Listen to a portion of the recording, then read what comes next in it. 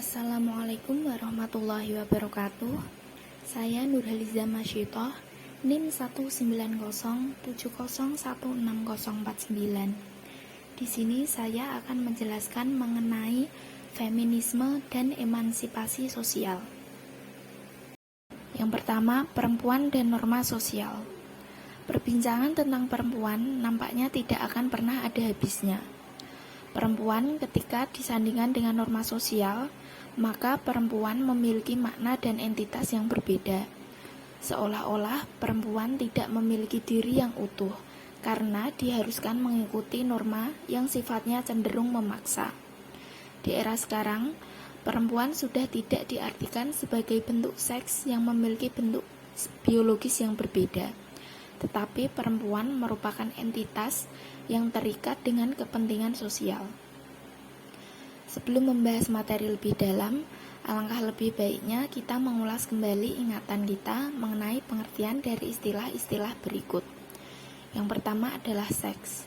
Seks adalah perbedaan biologis dan fisiologis antara pria dan wanita, dengan perbedaan yang mencolok pada anatomi dengan sistem reproduksi. Kedua, identitas seksual.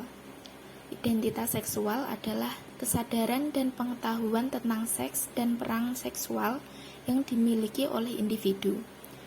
Ketiga, gender. Gender adalah perilaku dan pola-pola aktivitas yang dianggap cocok atau pantas bagi pria dan wanita oleh suatu masyarakat atau budaya. Menurut Dayaksini dan Yuniardi tahun 2012, gender merupakan hasil konstruksi yang berkembang semasa anak-anak, sebagaimana mereka disosialisasikan dalam lingkungan sekitar mereka. Adanya perbedaan reproduksi dan biologis mengarahkan pada pembagian kerja yang berbeda antara pria dan wanita dalam keluarga.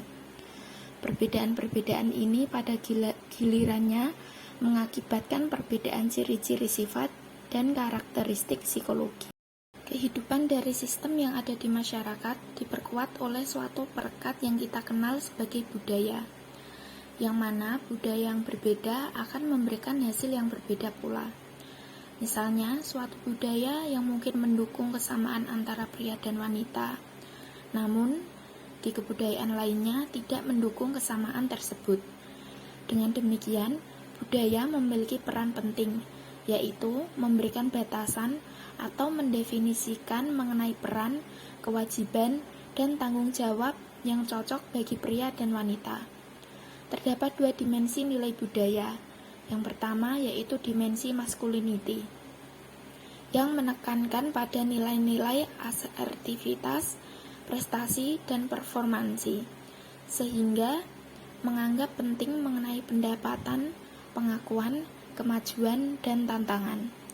Yang kedua yaitu dimensi feminis, yang lebih mengutamakan hubungan interpersonal, keharmonisan, dan kerja kelompok. Selanjutnya yaitu perempuan dan modernisme. Gerakan untuk setara antara laki-laki dan perempuan dimotori oleh zaman modern, yang menuai kritikan tajam terhadap perlakuan kaum laki-laki terhadap wanita yang hanya dipandang sebelah mata. Sehingga gerakan modern memunculkan teori feminisme yang menuntut kesamaan derajat dalam segala hal. Titik tolak mengenai penjelasan tentang kemunculan teori feminisme di Barat adalah karya dari Mary Wollstonecraft, terutama A Vindication of the Right of Woman, yang terbit pada tahun 1792. Ia menuliskan keyakinannya bahwa derajat emansipasi perempuan berhubungan dengan kemajuan umum dan pencerahan tentang suatu masyarakat secara keseluruhan. Dalam hal ini, ia memiliki pandangan yang sama dengan Marx, bahwa posisi perempuan dalam masyarakat harus dipikirkan dalam pengertian masyarakat itu sebagai suatu keseluruhan yang utuh. Teori yang paling berjasa atas terjadinya pergeseran persepsi tentang sifat asli laki-laki dan perempuan yang tidak bisa diubah itu adalah Freud, yang gagasannya tentang bagaimana kita mempelajari dan memperoleh seksualitas kita menentang ide-ide yang sudah berumur ratusan tahun tentang maskulinitas dan feminitas. Freud terkenal dengan pernyataannya bahwa dia tidak tahu apa yang diinginkan oleh kaum perempuan.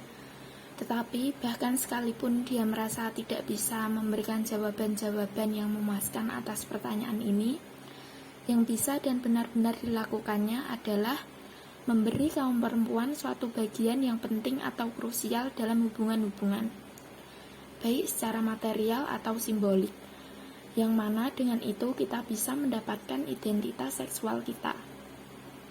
Setelah Freud dan diintegrasikannya aspek-aspek karyanya dan karya para psikoanalis lainnya ke dalam institusi-institusi publik, orang tidak lagi berpandangan bahwa istilah-istilah laki-laki, perempuan, jantan, dan betina adalah sesuatu yang ditugaskan untuk menjaga kemungkinan makna dan kemungkinan-kemungkinan perbedaan. Meskipun muncul banyak kritik terhadap Freud dari kalangan feminis maupun non-feminis, tetapi karyanya membuka luas praktik-praktik di dunia material dan kajian tentang representasi dari dunia simbolik yang menghadirkan diskusi dalam ilmu pengetahuan, sehingga menimbulkan pertentangan antara pandangan modernisme dan postmodernisme. Feminisme dan postmodernisme muncul sebagai dua arus kultural dan politik paling penting selama dekade terakhir. Menurut Megan Morris, feminisme ikut berperan sebagai salah satu faktor yang memungkinkan wacana tentang postmodernisme. Feminisme dan postmodernisme memiliki kesamaan, yaitu keduanya menawarkan kritik yang dalam dan berdaya jangkau luas pada filsafat dan hubungan filsafat dengan kebudayaan yang lebih luas. Keduanya berusaha menggambarkan paradigma baru kritik sosial yang tidak didasarkan pada dasar-dasar filsafat tradisional. Keduanya juga memiliki perbedaan, yaitu kaum postmodernisme menawarkan kritik yang rumit dan kompleks pada fondasionalisme dan esensialisme, tetapi konsep kritik sosial mereka cenderung kurang. Sedangkan kaum feminisme sebaliknya, mereka menawarkan konsep kritik sosial yang kuat, namun cenderung terjebak dalam fondasionalisme dan esensialisme. Menurut Nancy Fraser dan Linda Nicholson, masing-masing kecenderungan tersebut harus belajar satu sama lain agar dapat membantu kelemahan satu sama lain. Sekian penjelasan dari saya, kurang lebihnya mohon maaf. Semoga bermanfaat. Wabillahi taufiq wal hidayah. Wassalamualaikum warahmatullahi wabarakatuh.